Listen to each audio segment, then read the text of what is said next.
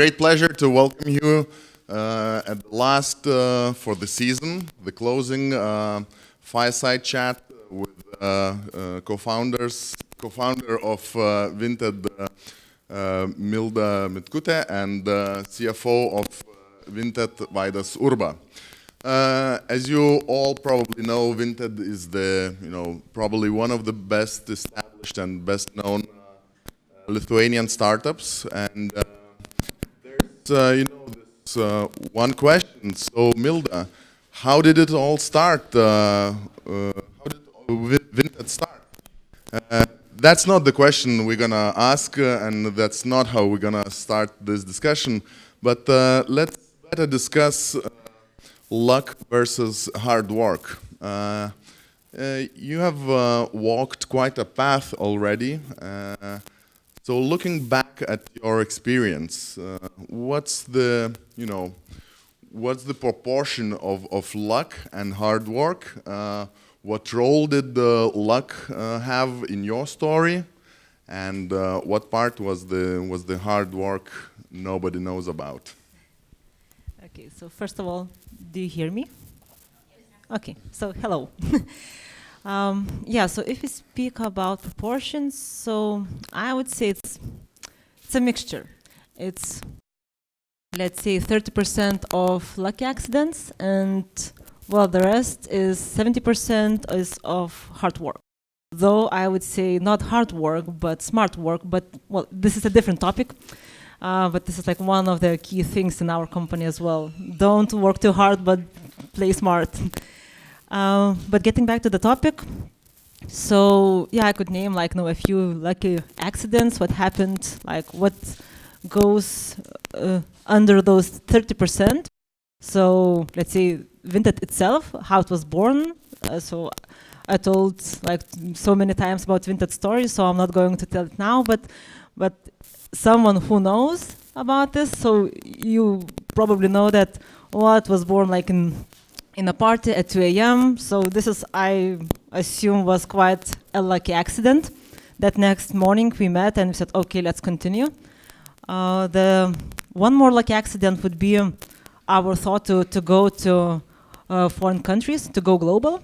That was totally lucky thing, because two girls from Germany arrived to Lithuania, and my colleague Justas was developing Vinted, mano drabužiai at that time, and he just asked, what are you doing here? And they said, and he explained, and then they said, okay, we want to do this. We can be like volunteers, just we want to do that.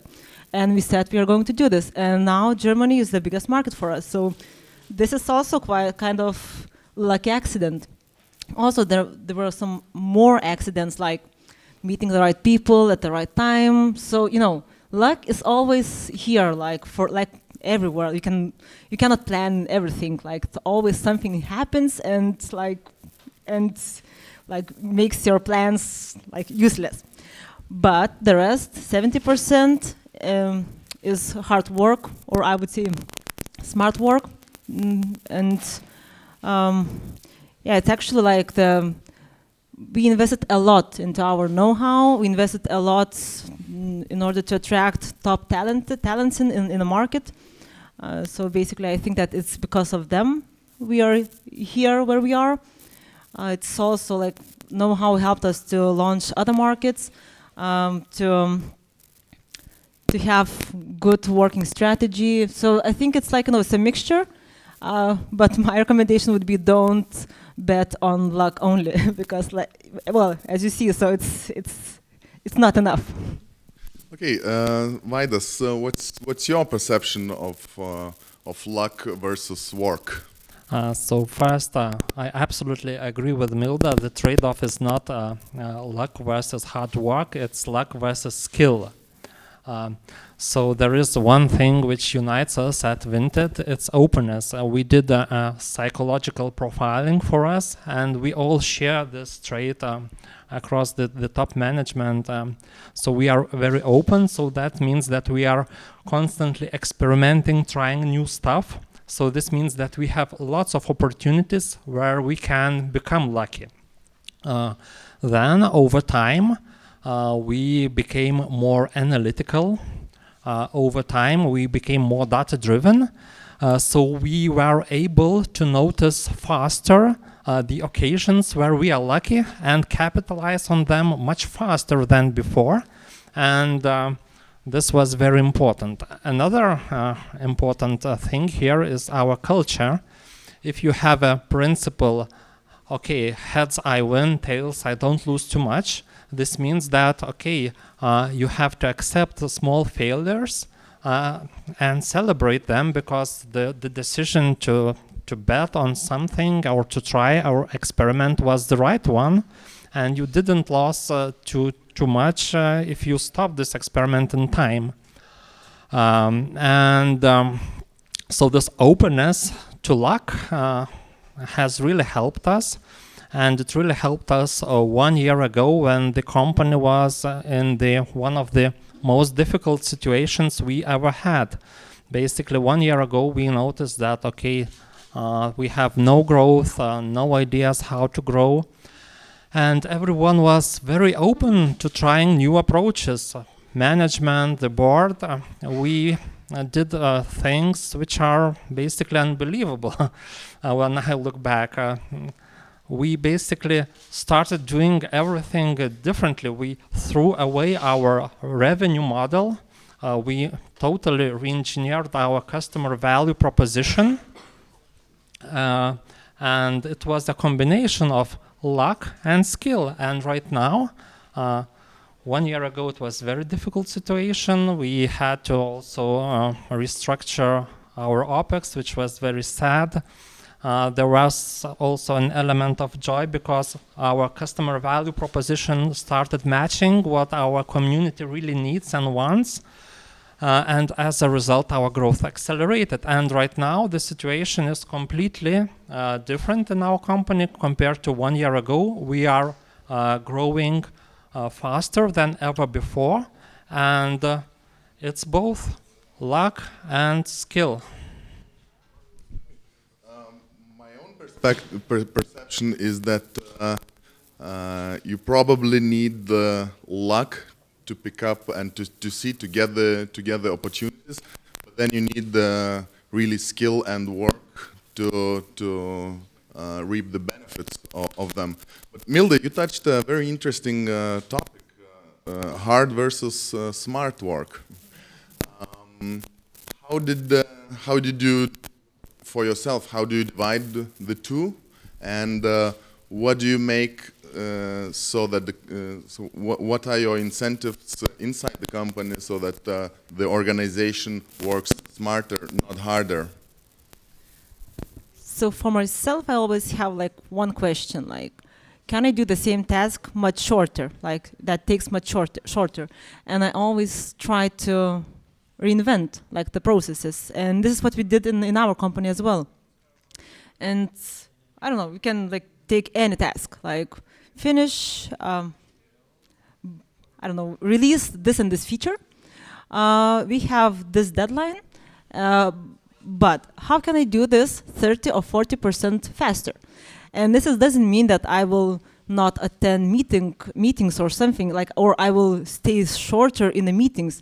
It's the question and the matter of how I will reorganize all my daily work and how I review all the process that I'm doing. So this is like, I keep myself this sentence with me all the time, and the company it as well. So that's basically constantly thinking on not only what you do, but how you do it, and constantly trying to improve it. All right, very interesting point. But how did, from today's perspective, since the early days, how did the organization evolve? I mean, starting from a couple of people to tens of people, the organization changes. How do you see the progress, the evolution of the company? What were the milestones? What were the good decisions? What were the bad decisions? Just let's talk about the evolution of the company for a while. Okay, so I would divide Vinted stages into 3 stages. So one is like child, the second is teenager, and the third one is adult. So child, of course, then we are like together with Justas, and well, we have no vision, we have no business goals. Well, we have like the only one thing what we want to do is just improve as professionals. So we need platform to experiment on everything. Justas from development side and me personally from marketing. So that's it. So this is a child.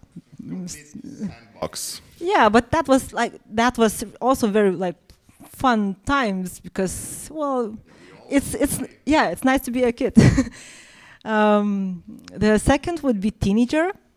Teenager was like, no, you see that you're not a child anymore. You want to be adult, but you're not. So then you try to look for your identity. And well, what teenagers do, they experiment again a lot, and they do, and they fail, and they succeed somewhere, fail somewhere else again.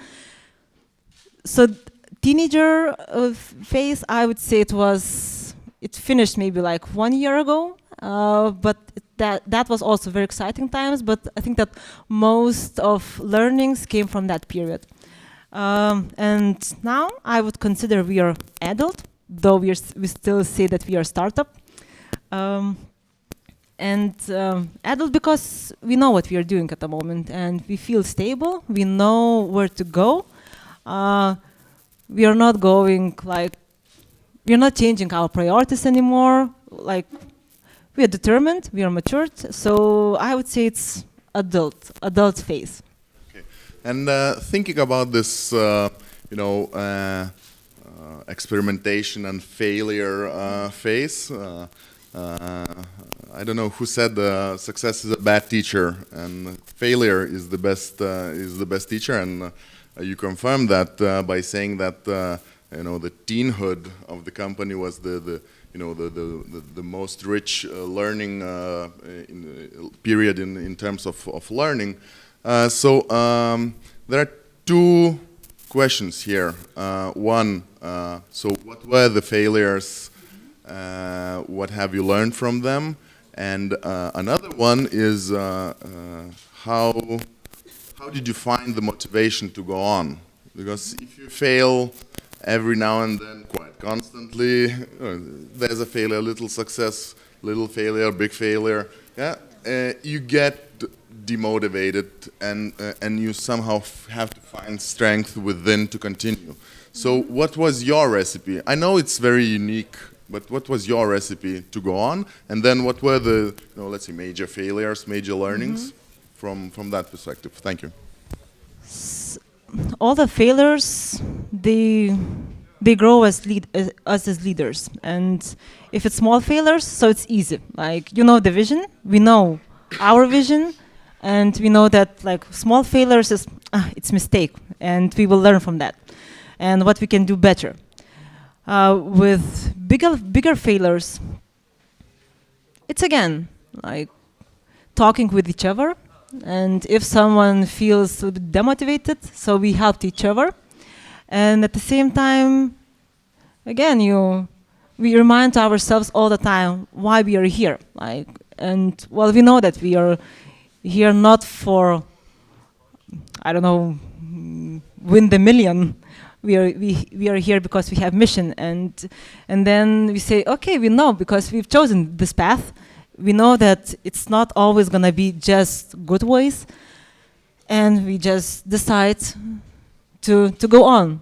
But basically, it's about leadership and personal development. But coming back to maybe let's dive into more maybe specifics of the failure. So what were the failures? What didn't work out for you? What did maybe? But just in more specifics. Okay. If you would. So one of the things that I could wish for us and for everyone here. So if you see, don't delay. If you see that something is not working, do it. Because anyways, you're gonna have to take this decision. Let's say, example, this person that you hired, maybe it's not delivering that good. And but we looked for that person for half of the year, so maybe we should give him like the second or third chance.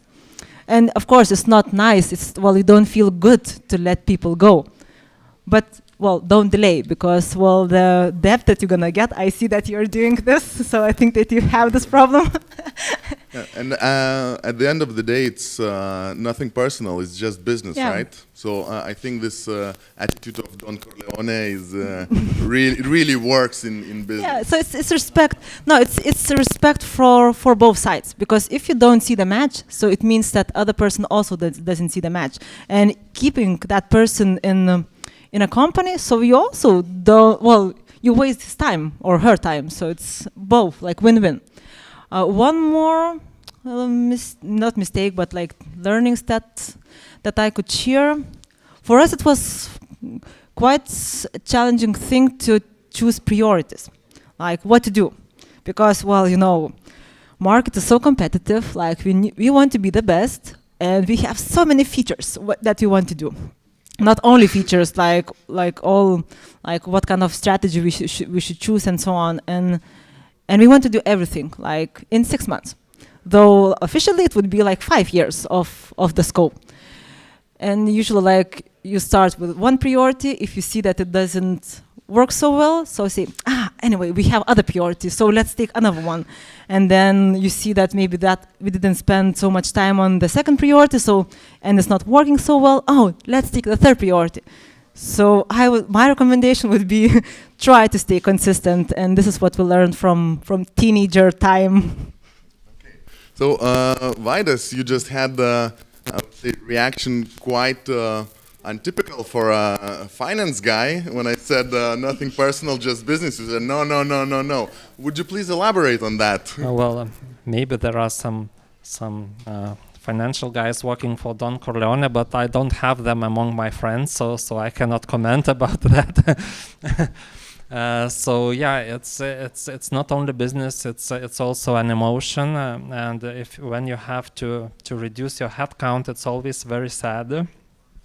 There are also moments of joy too. For example, when you are stuck inside some kind of intellectual box and somebody opens from you, and then, okay, you felt the situation was hopeless, but you find a new intellectual horizon. That's very exciting, even though the shape of the company is not that good, but you see the way, you see the light at the end of the tunnel. So it's not business, it's also emotions, it's also the personalities, but it's also a math. What Milda said, there is always a temptation to try lots of new features. So it's always better if you have a sharp, calculating mind, which lets you predict in advance what is the likely impact of the feature that you will start developing tomorrow. So yeah, let's apply this sharp calculating mind towards the features, but let's apply emotions towards the people.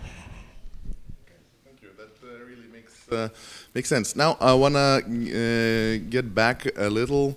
When talking about luck, you said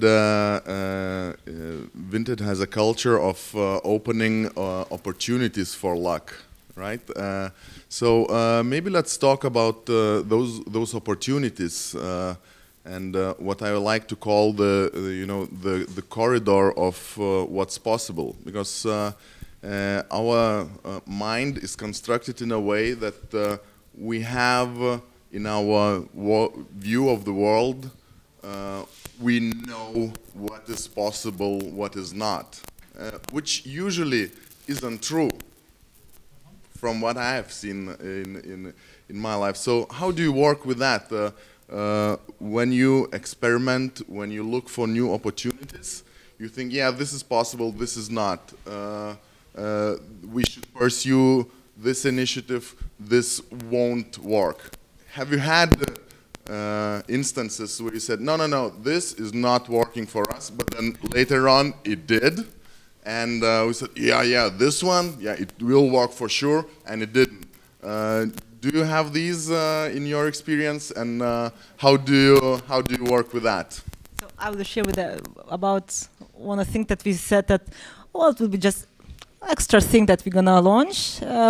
So it was the application, the app, and we launched it 6 years ago or something. So it was the idea like, oh, we're gonna do like just more, like just smarter way to upload items. That's it.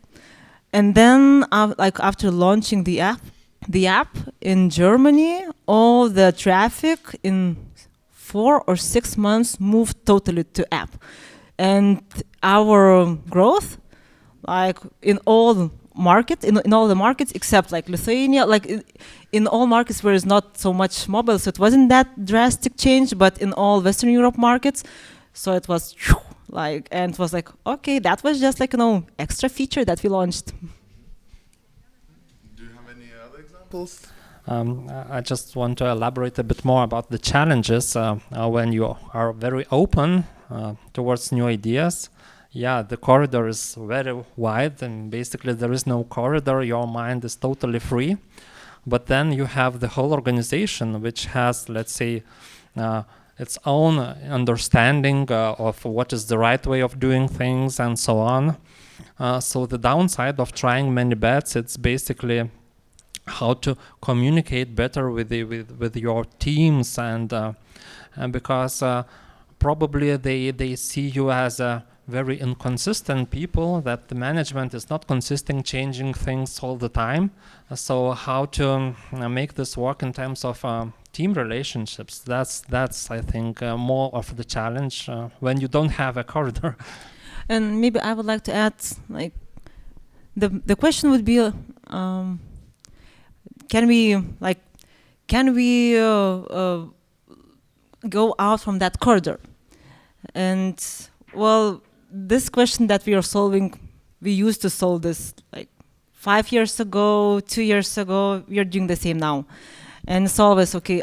Am I in a box and maybe I don't see something, or like you're sitting here in Vilnius, you feel global. Well, you are global, but at the same time you are not. Like, well, you are, but people and companies. Well, there are not so many companies, and usually like startups, they're doing some innovative things. So like all of you're doing here also innovative things, and there are not so many competitors or people that you could talk to and share experience. So what we did, we usually go outside, and we said, okay, we are not afraid to share our know-how, but in exchange we're gonna get like the know-how, and we are not afraid. So we had like lots of chats with companies like Pinterest, Twitter, I don't know, Airbnb. So we talk with them time to time, BlaBlaCar. So, and they openly share the experience, but in exchange that we share as well. And it's like, well, if you want to get something, you need to give something. So it's win-win situation. And speaking, sorry, one more thing, because there were several topics that covered about how to know if that's going to work or not. And this is, again, we're still solving this question every day. And we don't know. But we have strict rule. We don't invest lots of time and money if you don't do a test. With lower budget, with lower, just smaller scope. And with analysis, with member testing, so it's just a must. And we cannot do just for bank with spending, 5 million for something that we just, God says that it will work. So it's not happening at Vinted anymore. And working on assumptions is a risky business. And when you look at the spelling, there's this linguistic joke. When you assume, look at the spelling, you make ass out of you and me. So always test and make a data-driven decision. That's a very good point. But here at Startup Grind, a couple of last meetings we had, we talked about investments and how to attract investments. So would you please share your story? How did you attract? How did you find the investors? In the early stages? Was that luck? Was that hard work? Was that smart work? How did it happen that you became funded? So I can start with the beginning and then you can continue. So with the beginning, it's very short and easy. We didn't look for investment. So in most cases, at the beginning. They found us, and the first angel investor, it found us. It was Lithuanian Mantas Mikutskas. Then it was Axel Partners, the ones who, well, for most of them, it's known for investing to Facebook, Twitter, Dropbox, Spotify, and so on. So those two, they found us, and we didn't look for them. The only one thing that we did, so is just we were focusing on our product, and we haven't done anything else, and we weren't going outside. So yeah, so this is like short story from about the beginning, but we have like this is the childhood stage. Childhood and in Early the middle teens. of teenager, yeah, and then there's a bit different story. But this story makes perfect sense, because we often see startups here in Lithuania who have bold fundraising dreams, and everything they do is driven by these fundraising dreams. While I think a more sensible approach would be, let's say, to focus on your customer. What value can I create to our customers? And then ask how capital intensive is this task. And if it's capital intensive, then calculate, okay, what are my fundraising needs? So I think we chose the right sequencing in what Milda told. Then there is another challenge for Lithuanian startups in fundraising. Typically, when you raise an A round, one of the key criteria for making an investment is the strength of the team. Why? Because typical early stage startups has two things. On one hand, you have a team, and on the other hand, you don't have a product, but you actually have a bundle of risks and a bunch of huge problems to resolve. So the strength of the team is a key filter when doing an A round fundraising. And unfortunately, here in Lithuania, we don't have a deep pool of startup superstars, so it's hard to construct a superstar team here, and it's hard to fundraise on that basis alone. So this means that you have to walk an extra mile, solve more customer problems than you would do, let's say, in Silicon Valley. And basically in Lithuania, you would raise a little bit later compared to let's say, other players in that space. What's the main difference between the stages? Like early stage, someone sees a potentially good idea that might potentially become a cool product that might scale up versus the later stage. So what are the main differences between the investors' decisions, or what the investors are looking for in companies, early stage, later stage? So in early stage, it starts with the team, and really good teams can get funding without, let's say, on the day one. Even this happens, not here unfortunately, but it happens. And then as the time goes by, it's what you build as the company. And the later the stage, the higher the requirements and the higher the milestones are, which you absolutely need to reach. Okay, then there's this, I think, very ideological distinction that I want to emphasize, that too often people put money or investment that they dream of before the product that they want to create. Yeah? So when you focus too much on the money, you try to get too much money that you don't really need, probably, giving too much of a share that later affects your own behavior in the company. So would you comment on that? So how to find a sweet spot, sell in like right amount of stake for right amount of investment? Well, it's money is a really tough game. Well, yesterday I saw a short video on YouTube.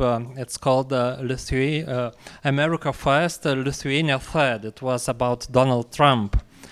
So this principle applies to basketball, and for venture funding you have a different principle, which is America First, Lithuania Second. Why? Because venture funding, it comes with strings attached. When you have an exit, investors receive the funds that they invested in your company first, and then Lithuanian founders are second in a row. And then, of course, there is a surplus if it happens. So what does it mean? This means that in, let's say, many scenarios, venture funding is debt. In rosy scenarios, yes, it's equity, but in many scenarios, it's debt. And what does debt mean? High levels of debt means risk of bankruptcy. Debt means that you have interest costs. In venture world, this interest cost, it's very well hidden, but you should calculate that your cost of capital, of venture capital, is 20% per annum, or 25 or even 30%. So what happens when you raise too much, too quickly at a valuation which is too high? Basically, you have interest costs which are accumulating, and on the other hand, maybe your value creation is lower.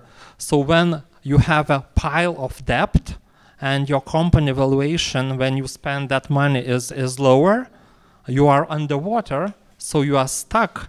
It's very hard for you to raise the next round. Suppose somebody here amongst you made this mistake and raised too much money. Well, I suppose that you could pretend that you raised less. You could put some money aside and preserve some headroom. This could be a way out of your situation, but the problem is that it's a very difficult calculation. This interest, it's hard to measure.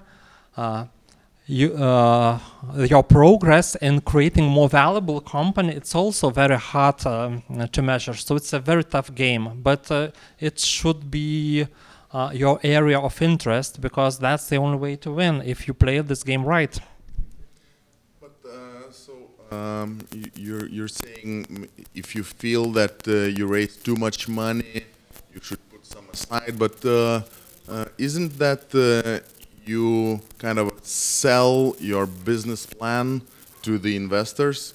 You say specifically what you're gonna do with the money, and so how do you think one could manage such a situation that you sell a business plan? I'm gonna do this and that with the money. So how do you suppose one could do the same plan that is already sold to the investors with less money? So of course, every good entrepreneur has some kind of optimism bias. But whenever you run into some kind of problems, you should be very transparent with your investors, and you shouldn't paper things over, and you should say, okay, I think my progress is slower than I think. Let's discuss how can I still achieve this milestone, because my situation is a bit worse today than what I thought is going to happen, and I'm not that optimistic about next month or two. So let's discuss, so how should we change our plans? And the earlier you do this discussion, the more time you have to change your course and succeed. And I would like to add that usually there's an assumption, it's us and it's them, and there are two different fields. But I think that the goal is that we are the team, because they invested money, we gave some shares to them. Well, we are in the same boat, we are the team, and well, co-founders, doesn't matter, like the leaders, they should be responsible to making sure that board is also the team, and that they wouldn't be afraid to say, guys, we are failing in this and this matter, like do you have any advices, or could you help us to, could you connect with someone else like who was in the same situation? So it's like try to avoid us and them.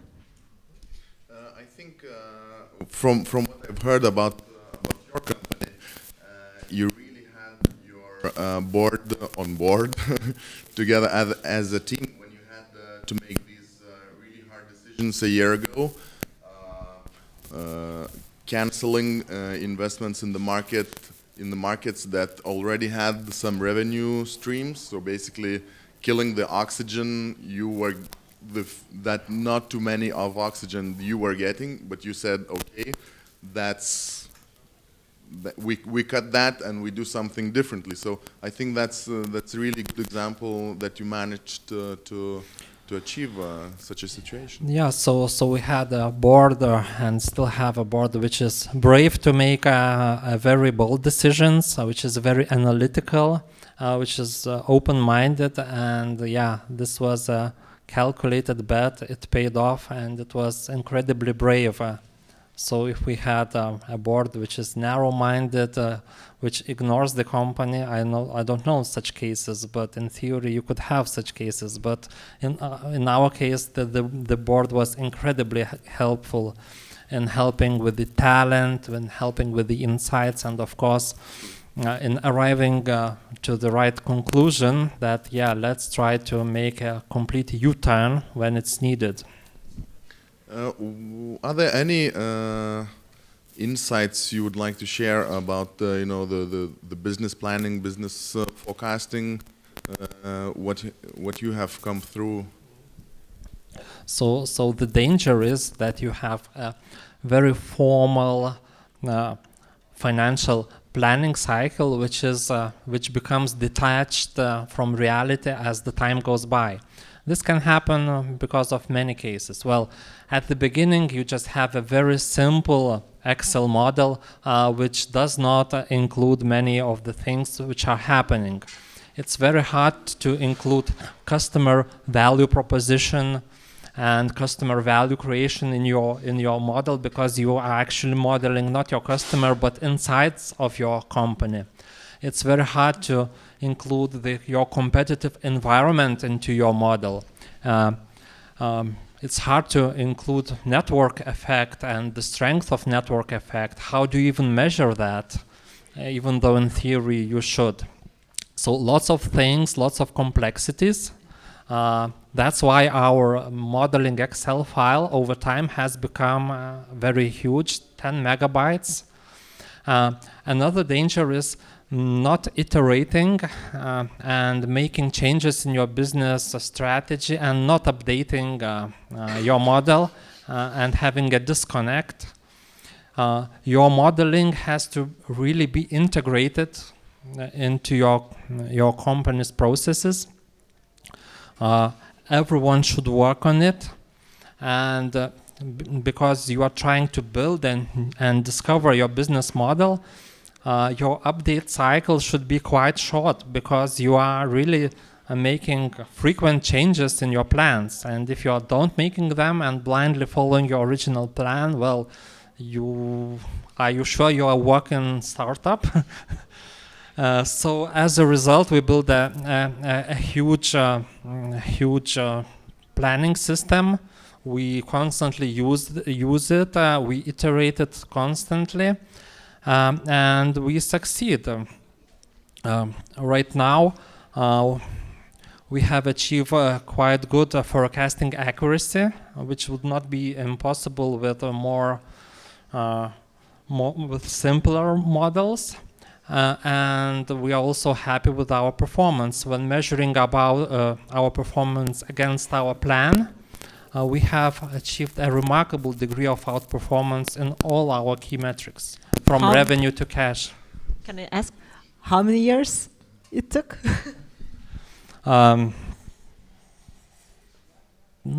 It's weeks. Like every week you improve a bit and it accumulates. You have to have a vision. You have to have a vision. How will you improve your planning process? What details will you add?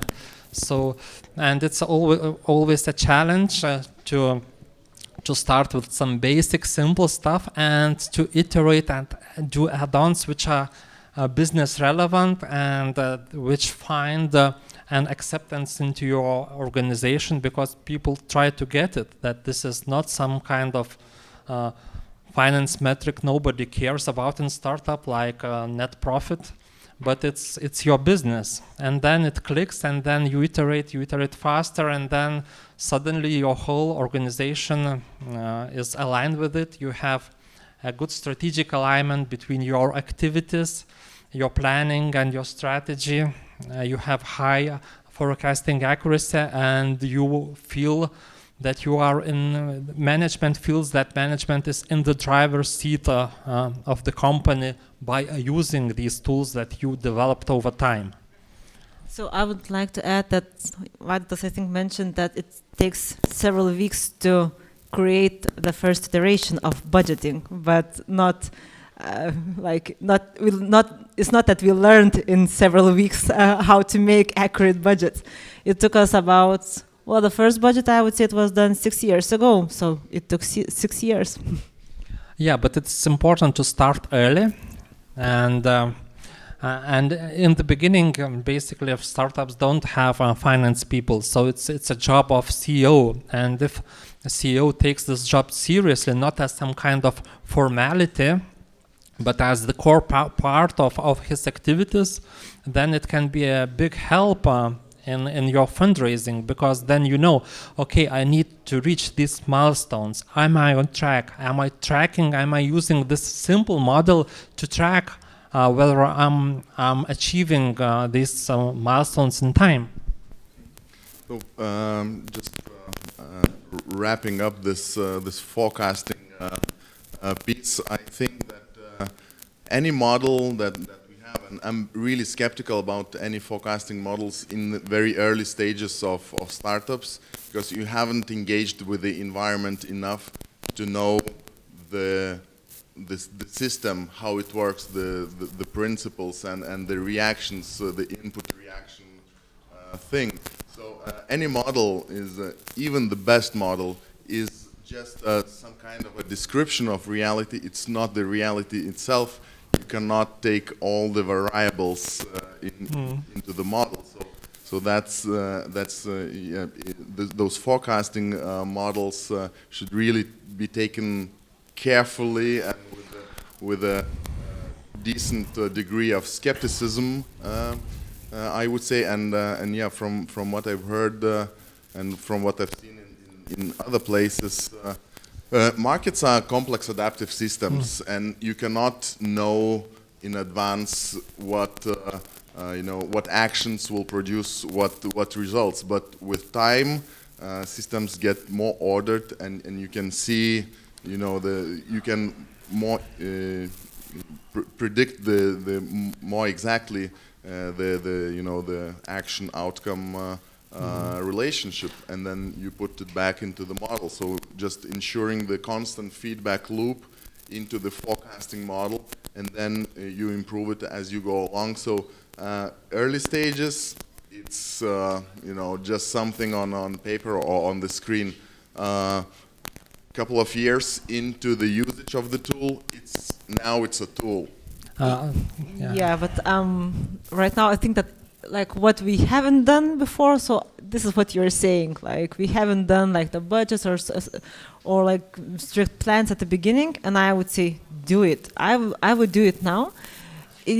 Of course, like 10% that you're gonna reach it, but at least to know your direction, and look other way to budgeting there.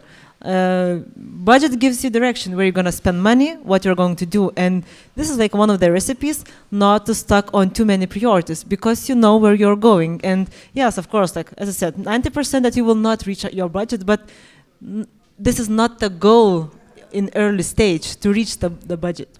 And in early stage you should have, let's say, 3 key hypotheses or I don't know, 4 or 5 which you need to prove. So budget or your plan should help you to schedule your activities in a way which allows you to efficiently test these hypotheses and arrive at the answers. And of course, in many cases, the answer is no, my hypothesis was totally wrong. Then you iterate and create completely different plan. So basically, a budget is a good structural tool, how to structure your work, and then really test your hypothesis. Human mind has this very tricky feature that it forgets and rewrites the past constantly. So when you have written your assumptions, your hypothesis quantified in numbers, that's not only a very good a structuring tool on how to perform, but also it ensures your feedback loop as a learning tool as well. So you can see your hypothesis, and then from a year perspective, come back to those hypotheses and see what was wrong there with those hypotheses, and learn about yourself, about how you make those hypotheses and make better hypotheses next time. Absolutely, you are totally right. Glad. Look, so now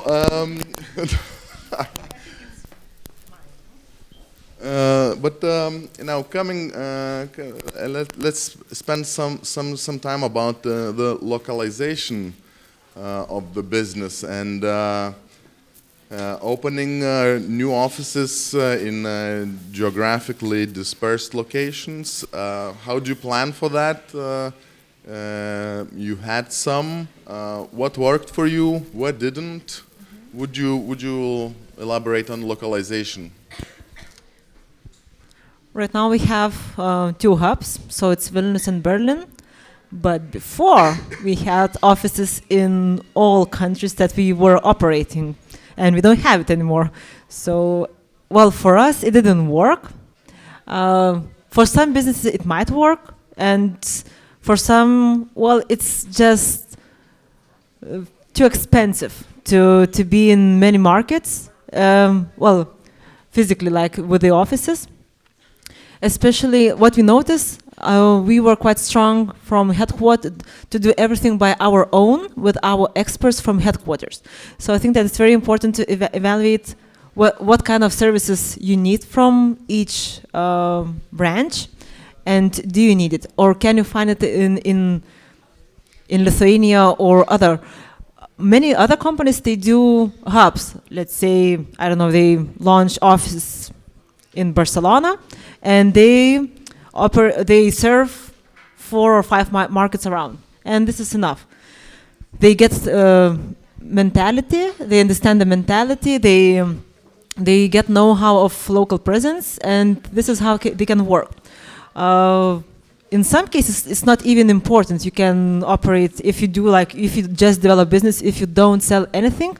So this is a huge question. Like, do you need to open, like us, office in San Francisco and Paris and London? Well, it's a question, because it's also like it comes with a price, communication, upgrade of the members, not members. Well, I don't call employees, I call team members. So, you know, it's the price you pay. Not talking about opening the company there. Salaries are higher in some countries. So it's just like worth to consider. But before it was taken that, if you are in Paris or if you are in France, it's a must to open office there. So I think that in our globalization era, it's not important anymore. And unless you have like sellers, you need to sell something. So of course, this is then it's a different thing. And, another question from cultural, from organization culture point of view. So now you have 2 hubs. How do you, because organizational culture means you share values, you share jargon, you share lots of different things. How do you ensure that Vilnius and Berlin hubs can talk to each other, can act upon the same values in day-to-day operations? So I could mention two things. So one of the things, half of the office or even more moved from Lithuania to Berlin, and very important people. So they are like I would call ambassadors of Vinted there, and they're doing quite well there. So they are spreading the culture. And the second thing, Vaidotas also mentioned about our openness. So it's not only about being open for new opportunities, but we try to be open with our colleagues, with everyone that we were working. So we have even special platform, additional platform where we share with all the people our financial data. We share topics. If we do Vinted festivals, which is each summer, we don't do meetings. We just share on that platform. So they know everything what is happening, and it's like since we talk so much and well every day, many times, it was quite easy. Well, it is quite easy for us now, but let's talk in 3 years. And there is also a very simple thing: travel.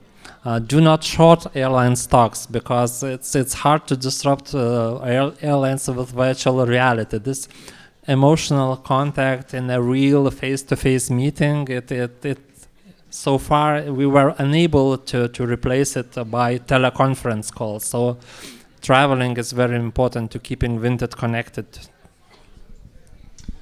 Okay, so I have a last question regarding the past and the present, and then we'll move a bit into the future. Personally for you, work at Vinted or life at Vinted, I guess. How did it change you as a person, as a professional, as a human? Question both of you. I work at Vinted for 9 years now, from the beginning. So I was 22 then, and well, you can imagine I was a student, and well, it was my, I would say, first serious job. Before I was working for 1 year in a PR agency. So, well, let's say that Vinted is my first job. And so you can imagine that Vinted created me as professional, as person. There were lots of challenging times because, you see Vinted is growing much faster than you do, and like, what to do? So that's why I was mentioning about working hard. So I started to work hard. Then I realized it doesn't work like that. I need to rethink everything. I started to experiment with myself and say, okay, let's work smart. Otherwise, I will not have family. I will not have my life. And I started to do I found the balance, and it helped in all areas. And at the moment, I'm very thankful for Vinted because Vinted created me.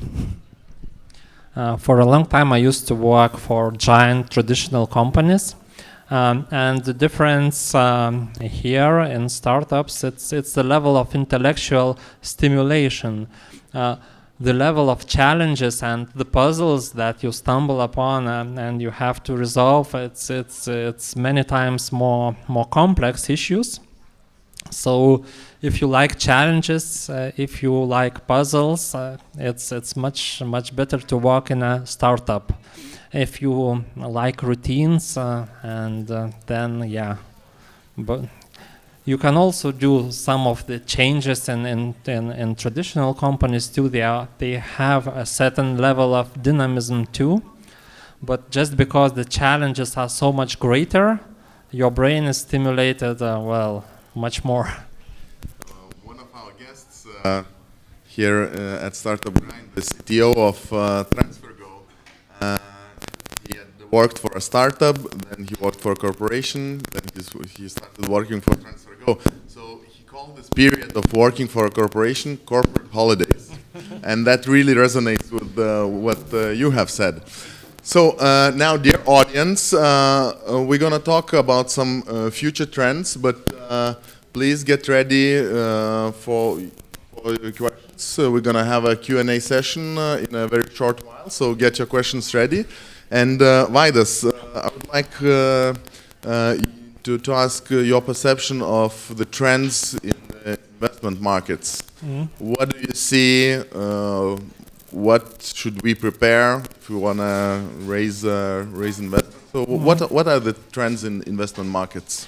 Yeah, Startups? so one key trend which is very relevant for Lithuanian startups too is the trend towards focus on customer profitability. Many investors, most of them, start the analysis by asking what's the profit per customer, what's the customer acquisition cost. So in many cases, this is a very natural question. For example, if your strategy is to focus on some narrow customer segment and to reach, to serve the segment really well and to earn huge margins in this narrow segment, yeah, then it's a very natural question.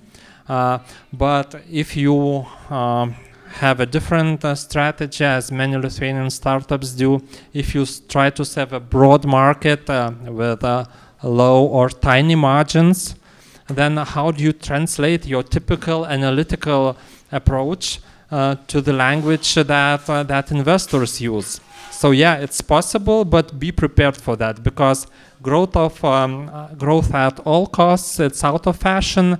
Profitability per customer, it's fashionable. Thank you. Milda, what are trends in peer-to-peer sales market or resale markets? What do you see in your business? What's cooking? I think What's coming? I think that everyone feels that right now, that peer-to-peer movement, revolution is entering all the areas. If I want to fix something at home, I can find some toolkit exchange or something. If I want, of course, travel or rent a car, yeah, so it's obvious. If I want to take someone to exchange dogs for 1 week, it's also possible. If I have free time and I want to exchange like services, I can be a nanny instead of you fixing me something, it's also possible. So we see that it's becoming huge. It's becoming from niche to, well, I'm not afraid to say to mainstream. And if maybe it's not that visible in Lithuania yet, though I think it's coming and I see some signs, but in the United States or in Western Europe, so it's a huge thing. And of course with peer-to-peer creates communities the new black. And like, you know, such platforms, they connect people. And people, if you said, okay, this is a black, it's a gray mass, no one knows each other, so I think that it's not anymore. Maybe they are not connected physically, but speaking like from London and Paris, it's not a problem, it's not an issue anymore, because peer-to-peer platforms, they made this possible. Yeah, that's very interesting. I came up with the formula that the fragmentation of industries, which is happening, which has started quite some time ago, it's accelerating, but it's also integrating by means of the platforms and creating the communities. So that's a very, very interesting insight. And thank you. And Vaidas, I know you're interested in artificial intelligence. So the question is, will automation and AI will destroy the need for human beings, for human interactions? Will we live? Can we live in Hawaii and next to the beach? So it's a hard question to answer. Suppose you have a movie where it's robots against the humans.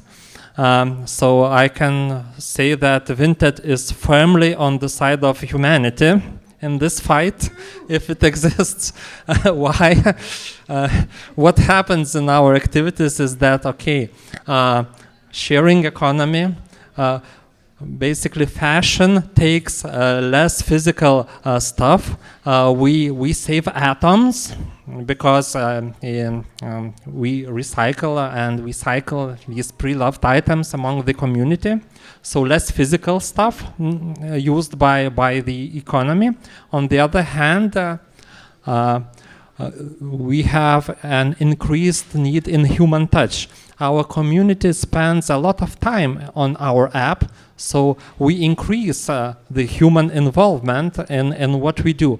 We do everything possible to make this time spent really enjoyable, and we really try to improve this member experience. But the principle is less materials used and more human involvement. Suppose that you have the technology which has the opposite effect. Suppose you have artificial intelligence and robots which eat a lot of physical stuff and they basically push humans aside.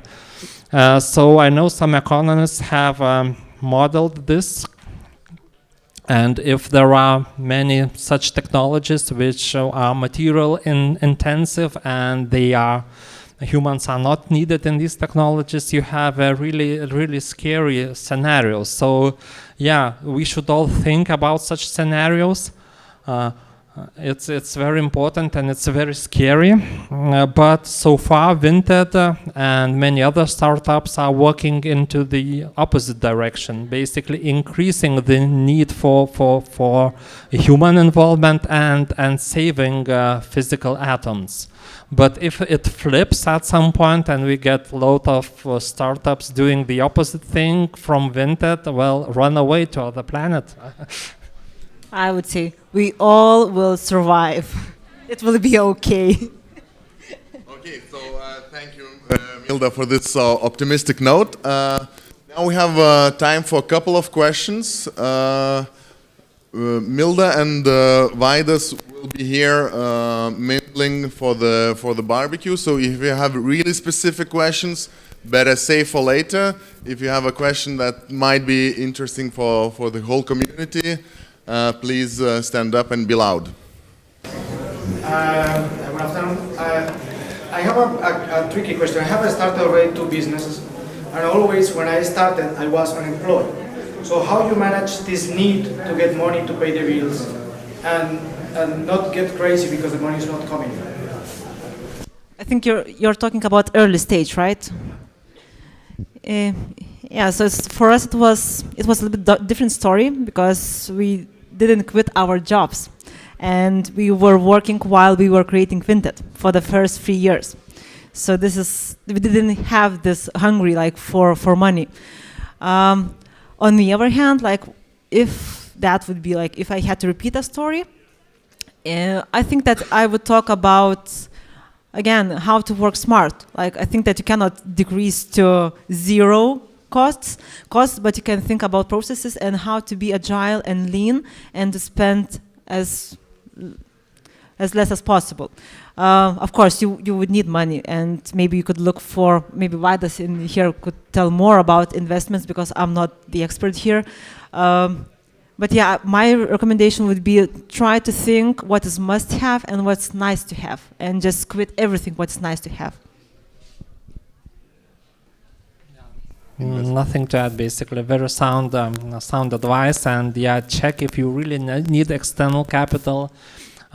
Check your ambitions and check your potential. If it's medium-sized company or small company that you are building, then yeah, don't quit your job. Just work overtime on your project. And I would add, sometimes it looks that there's about that corridor, what's actually nice to have and what's must have. And sometimes you think